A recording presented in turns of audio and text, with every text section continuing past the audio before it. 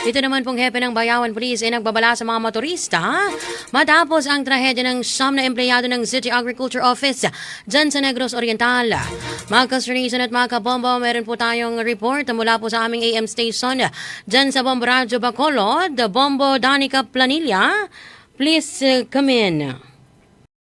Nagbigay ng paalala ang hepe ng Bayawan City Police Station sa mga nagmamaneho na suriin muna ang kanilang sarili at ang kanilang sasakyan bago bumiyahe sa kalsada, kasunod ito sa nangyaring aksidente sa Purok 4, Barangay Kalamtukan, Bayawan City bandang alas 11 ng umaga kahapon, Pebrero 4. Maalala na binawian ng buhay ang siyam na individual na kinabibilangan ng 8 empleyado ng City Agriculture Office ng Bayawan City at isang OGT sa nasabing opisina matapos na mahulog sa bangin ang truck na sinasakyan ng mga ito. Ang mga biktima na sakay sa truck ay naghatid ng 5 container ng crude oil para sa mga truck sa Barangay Mandao, Bayawan City at sila ay pabalik na mangyari ang insidente. Sa panayam ng Bombo Radyo kay Police Lieutenant Colonel Jueson Paralag, hepe ng Bayawan City Police Station, kinumpirma nito na siyam ang nasawi kabilang isang OGT student sa nasabing aksidente.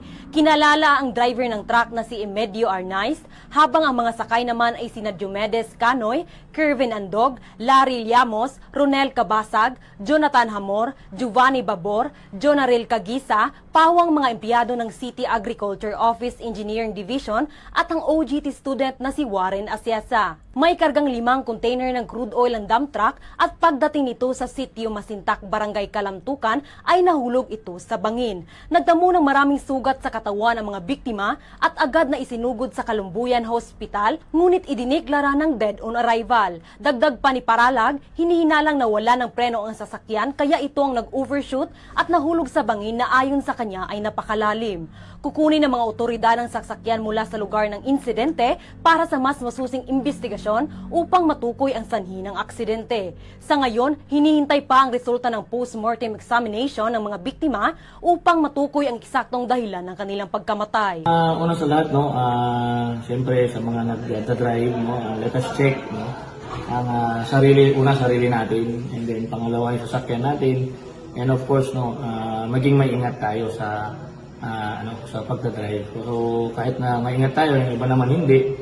So ang aking call lang talaga is again, check ourselves and check our vehicle before going sa kung saan po tayo pupunta para hindi po tayo mailagay sa mga anumang disgrasya na pwedeng mangyari sa kalsada.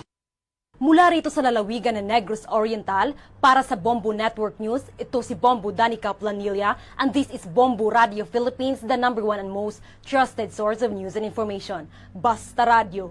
Bombo!